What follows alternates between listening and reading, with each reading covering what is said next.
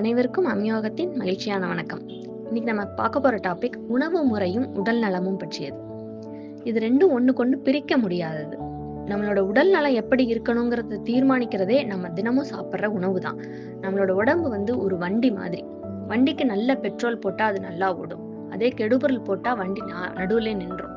அதே மாதிரிதான் நம்ம ஆரோக்கியமான உணவு சாப்பிட்டா உடல் சக்தி, நோய் எதிர்ப்பு தன்மை, ஆரோக்கியம் எல்லாமே மேம்படும்.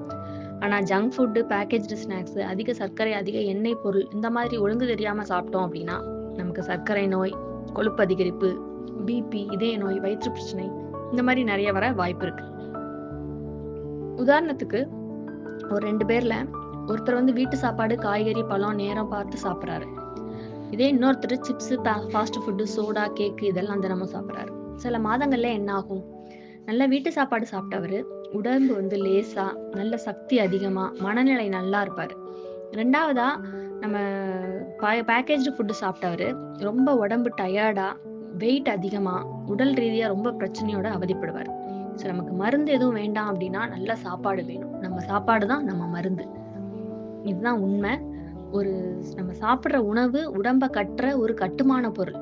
அதனால இன்று முதல் நம்ம நேரத்துக்கு உணவு சாப்பிடணும். வீட்டு சாப்பாடு, பழம், காய்கறி, போதுமான தண்ணி, அளவு தெரிஞ்சு சாப்பிடணும். இதுதாங்க நம்மளோட உண்மையான செல்வம்.